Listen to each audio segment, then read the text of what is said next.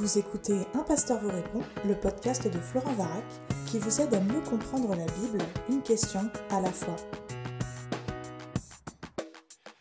La question est posée. Bonjour, en tant que protestant, je me demande souvent pourquoi les catholiques ont un pape, puisque la Bible ne semble pas en parler, mais d'un autre côté, on peut reconnaître qu'il est un symbole d'unité. Mes amis catholiques disent qu'il est le successeur de Pierre, Saint Pierre, et que c'est le Christ qui a instauré la papauté. Que penser de son autorité et de sa légitimité à la tête de l'Église ? Alors écoute, merci pour ta question et je réponds à cette question alors que le pape François vient de décéder. J'en profite pour adresser mes salutations aux catholiques qui sont en deuil à ce sujet. Même si je ne partage pas la conception catholique au sujet du pape, je suis conscient de la douleur que représente son départ et du défi de retrouver un successeur à la tête de l'Église romaine. Et donc je m'associe à la douleur de mes amis catholiques qui sont en réalité préoccupés par cette situation. Alors pour cet épisode, nous allons regarder déjà ce que le catéchisme de l'Église catholique enseigne pour comprendre ce que l'Église de Rome croit à son sujet. Deuxièmement, je parlerai de la donation de Constantin, longtemps utilisée pour soutenir les prérogatives papales. Et troisièmement, on regardera le texte principal de Matthieu, où Jésus dit à Pierre, tu es Pierre, et sur cette pierre je bâtirai mon Église, qui correspond vraiment à l'élément central de la réflexion catholique à ce sujet. Et enfin, je terminerai avec quelques remarques sur la structure des églises au temps du Nouveau Testament. Alors, le pape, selon le catéchisme. Les propos sont assez forts. L'article 880 dit, en substance, que Pierre et les 12 trouvent un miroir en le pape et ses évêques. Et puis, en l'article 881, nous lisons, « Le Seigneur a fait du seul Simon, auquel il donna le nom de Pierre, la pierre de son église. Il lui en a remis les clés. » Matthieu 16. « Il l'a institué pasteur de tout le troupeau. » Jean 21. L'article 882, le pape, évêque de Rome et successeur de Saint-Pierre, est principe perpétuel et visible et fondement de l'unité qui lie entre eux soit les évêques, soit la multitude des fidèles. En effet, le pontife romain assure l'Église, en vertu de sa charge de vicaire de Christ et de pasteur de toute l'Église, un pouvoir plénier, suprême et universel qu'il peut toujours librement exercer. L'article 891, de cette infaillibilité, le pontife romain, chef du collège des évêques, jouit du fait même de sa charge. Quand et en tant que pasteur et docteur suprême de tous les fidèles, et chargé de confirmer ses frères dans la foi, il proclame, par un acte définitif, un point de doctrine touchant la foi et les mœurs. L'article 936, le Seigneur a fait de Saint-Pierre le fondement visible de son Église et lui a remis les clés. L'évêque de l'Église de Rome, successeur de Saint-Pierre, est le chef du collège des évêques, vicaire de Christ et pasteur de l'Église tout entière sur cette terre. L'article 937, le pape jouit par institution divine du pouvoir suprême, plénier, immédiat, universel pour la charge des âmes. Et c'est ce pouvoir très fort, et là j'arrête la citation des articles, c'est ce pouvoir très fort que le pape a utilisé pour affirmer, par exemple, la doctrine de l'Immaculée Conception.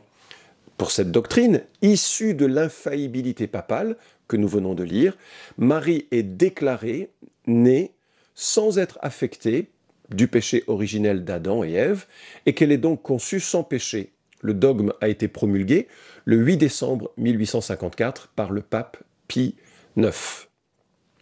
Donc, comme tu le vois, les pouvoirs sont assez importants pour décrire la foi, pour interpréter, unir les églises, et puis également pour prendre des positions comme de la part de Dieu. Il est vraiment en cela le vicaire de Christ selon l'Église catholique. Alors, voilà la perspective officielle de l'Église. J'aimerais parler rapidement d'un document qui s'appelle la donation de Constantin. Il a souvent été cité pour asseoir le pouvoir de la papauté. Or, c'est une forgerie, c'est un faux qui a été rédigé à la fin du premier millénaire, prétendant avoir été rédigé par Constantin. Constantin qui était un empereur au IVe siècle de notre ère, le premier empereur à embrasser la foi chrétienne. Et dans ce document, Constantin aurait donné au pape Sylvestre les choses suivantes.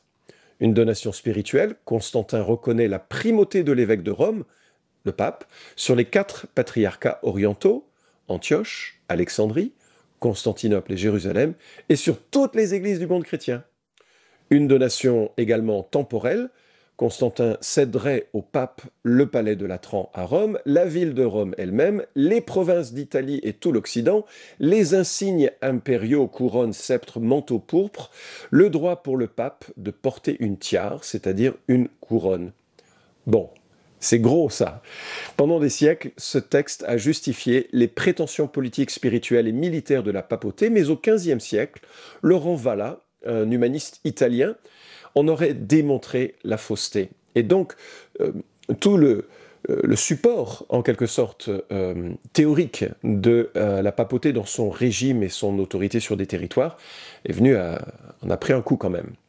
Alors venons-en au texte qui est souvent utilisé pour justifier le droit de la papauté de l'écriture. Alors, il y en a deux, et le premier texte que nous allons voir est celui de Matthieu chapitre 16, que nous allons lire dans son contexte. Au verset 13, Jésus, arrivé sur le territoire de Césarée de Philippe, posa cette question à ses disciples.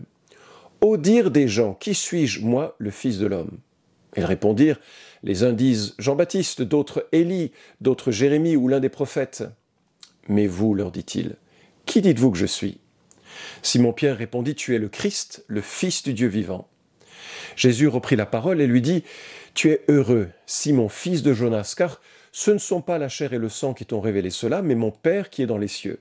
Et moi je te dis que tu es Pierre et que sur cette pierre je bâtirai mon église et que les portes du séjour des morts ne prévaudront pas contre elle.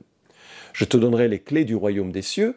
Ce que tu lieras sur la terre sera lié dans les cieux, et ce que tu délieras sur la terre sera délié dans les cieux. » Alors il recommanda sévèrement aux disciples de ne dire à personne qu'il était le Christ. Fin de la lecture de l'Évangile.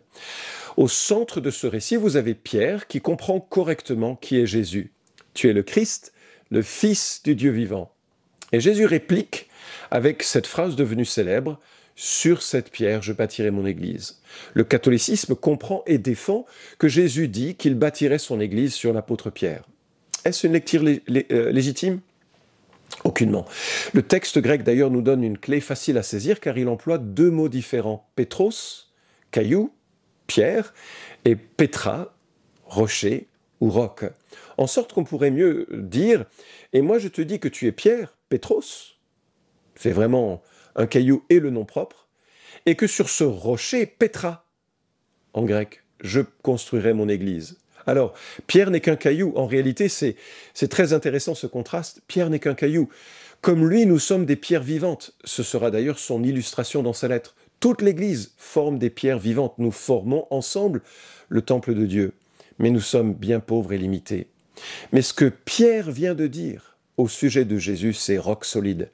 C'est sur ce pétra, ce roc ou ce rocher, que Jésus bâtira son Église. En d'autres termes, c'est sur la compréhension que Jésus est le Fils de Dieu, qu'il est le Messie, accomplissant en cela toutes les prophéties messianiques et accomplissant en cela la rédemption promise, qu'il bâtira son Église. Et Christ bâtira son Église en pillant le royaume des morts, puisque c'est cela dont il est question, les portes du royaume des morts ne pourront pas prévoir contre elle. C'est-à-dire que l'Église est en marche pour piller ceux et celles qui sont captifs par le péché de la mort, et par la proclamation de l'Évangile, Jésus va bâtir son Église alors que des hommes et des femmes vont confesser de la même manière que Pierre que Jésus est le Messie, le Fils du Dieu vivant. En sorte que l'Église n'est pas fondée sur un homme, mais sur Jésus-Christ, une personne hors norme, Dieu fait homme, l'homme qui nous montre et nous révèle qui est Dieu et nous amène auprès de lui. Alors le verset 19 est notoirement difficile à comprendre, la notion de lier, délier. Certains y ont vu l'expression traditionnelle du judaïsme. Le fait de lier et délier correspond au droit d'établir des lois, la halakha. Pierre aurait ainsi la capacité d'éditer des lois spirituelles. C'est encore comme cela que ça a été formulé. Il faut bien réaliser qu'il y a une complication dans le sens de ces verbes. Ce que tu liras aura été lié. C'est difficile à comprendre. Les serviteurs de Dieu, en cela, ne feraient alors que ce que le Seigneur leur aurait ordonné de faire, ou dans l'Écriture. En fait, c'est un pouvoir d'établir ce que Dieu lui-même dit dans les textes. D'autres y ont vu une capacité à lier les esprits, les démons, mais c'est un petit peu hors de contexte. Alors, comme d'habitude, avec les passages difficiles de la Bible, il faut les reprendre dans le contexte et il faut laisser le reste de l'Écriture interpréter l'Écriture. Les clés sont à comprendre dans le sens de leur utilité. Une clé sert à ouvrir. Je ne dis pas des choses très profondes ici. Et il faut réaliser que Jésus vient de parler des portes du séjour des morts et il dit « Et moi je te donne les clés ». Et Pierre reçoit effectivement une autorité particulière d'ouvreur de portes. Dans le livre des Actes, c'est Pierre qui parle chaque fois qu'une porte s'ouvre à d'autres nations. Il ouvre le cœur de ses concitoyens juifs à l'Évangile en Acte 2. Il ouvre le cœur des Samaritains à l'Évangile en Acte 8. Il ouvre le cœur des païens, c'est-à-dire des non-juifs, à l'Évangile en Acte 10. Mais en Apocalypse, à la fin du Nouveau Testament, c'est Christ qui a les clés en main. Alors j'ai dit qu'il y avait 2 textes qui étaient utilisés. Le second se trouve en Jean 21, lorsque Jésus restaure Pierre après sa trahison. Vous savez qu'il a renié Jésus 3 fois, et que quelques jours plus tard, lorsque Jésus se montre à ses disciples, on imagine un Simon-Pierre assez penaud, et voilà qu'ils sont à la pêche toute la nuit, il y a une pêche miraculeuse, Jésus prépare le petit-déj sur la plage, et après qu'ils eurent mangé, nous dit le verset 15, Jésus dit à Simon-Pierre, « Simon, fils de Jonas, m'aimes-tu plus que ne le font ceux-ci » Il lui répondit, « Oui, Seigneur, tu sais que je t'aime. » Jésus lui dit, « Prends soin de mes agneaux. » Et lui dit une seconde fois, « Simon, fils de Jonas, m'aimes-tu » Pierre lui répondit, « Oui, Seigneur, tu sais que je t'aime. » Jésus lui dit, « Sois le berger de mes brebis. » Il dit pour la 3e fois, « Simon, fils de Jonas, m'aimes-tu » Pierre fut attristé de ce qu'il lui avait dit pour la 3e fois, « M'aimes-tu » Et il lui répondit, « Seigneur, tu sais toutes choses, tu sais que je t'aime. » Jésus lui dit, « Prends soin de mes brebis. » En vérité, je te le dis, quand tu étais plus jeune, tu attachais toi-même ton vêtement et tu allais où tu voulais.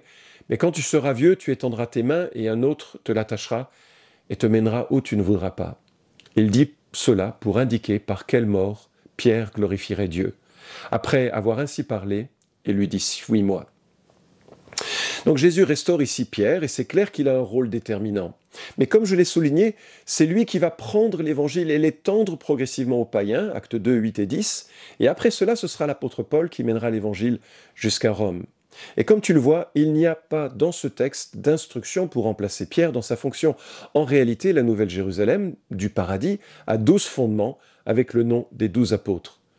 Pas des centaines de papes de l'histoire. Alors, et je vais terminer là-dessus, qu'est-ce que l'on peut tirer du Nouveau Testament sur la structure des églises à cette époque? Alors, le fondement réel de l'église, c'est Christ. Paul le dira ainsi en 1 Corinthiens 3, à partir du verset 10, « Selon la grâce de Dieu qui m'a été donnée, comme un sage architecte, j'ai posé le fondement et un autre bâtit dessus. Mais que chacun prenne garde à la manière dont il bâtit dessus, car personne ne peut poser un autre fondement que celui qui a été posé, savoir Jésus-Christ. » C'est pas anodin comme texte. Il n'y a qu'un seul fondement, c'est la personne de Christ. Ça nous renvoie exactement à Matthieu chapitre 16. Et ce fondement, c'est la personne de Christ et son message. Et il ne s'agit pas de transformer son message, d'aller au-delà de son message, mais plutôt de rester dans son message. L'Église n'est pas fondée sur un homme, elle est fondée sur Jésus-Christ, ce qu'il est, ce qu'il commande. Et effectivement, il a chargé ses apôtres de concrétiser ce fondement.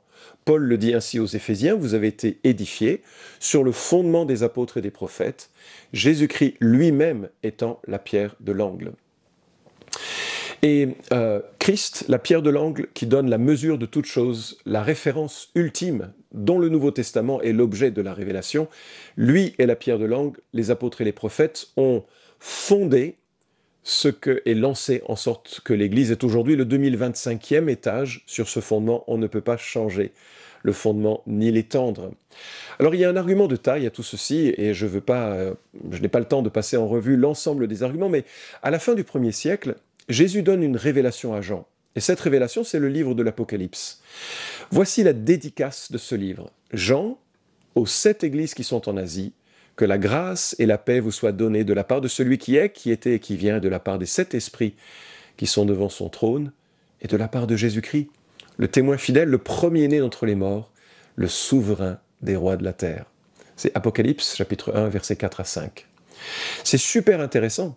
Si Pierre était le pape, et si l'évêque de Rome était son successeur, Jésus aurait parlé à Clément Ier, l'évêque de Rome, au moment de la rédaction de l'Apocalypse, pour que lui instruise les églises, mais pas du tout.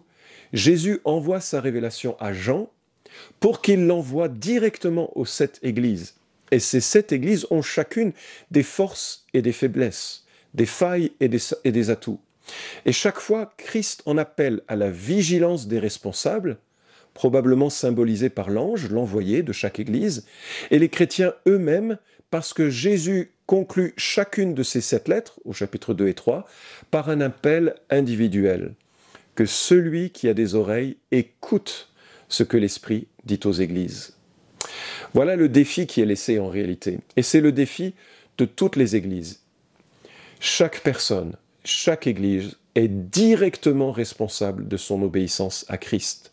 Il est dangereux de suivre un homme, tout pape qu'il puisse être, tout pasteur ou soi-disant apôtre qu'il puisse être.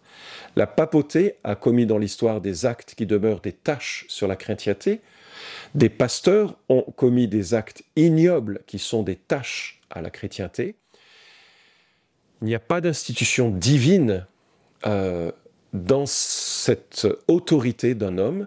C'est une organisation humaine qui a eu beaucoup de pouvoir et chacun doit réfléchir pour lui-même à ce qu'est laissé par Jésus-Christ à son peuple.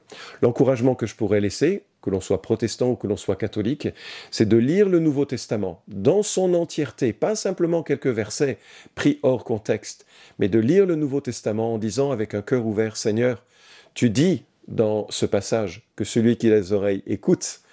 Seigneur, je veux écouter ce que tu dis. Alors voilà, j'espère avoir répondu à ta question. Je voudrais terminer avec un dernier mot. J'ai cité l'article 882 du catéchisme. Écoutez comment le pape est présenté. Je cite, « Le pontife romain a sur l'Église, en vertu de sa charge de vicaire du Christ et de pasteur de toute l'Église, un pouvoir plénier, suprême et universel qu'il peut toujours librement exercer. » Est-ce que vraiment un homme peut être un pont, c'est le sens du terme pontife, ou un suppléant de Christ, c'est le sens du terme vicaire? Ce sont des termes très forts que j'aimerais contraster avec 2 passages du Nouveau Testament.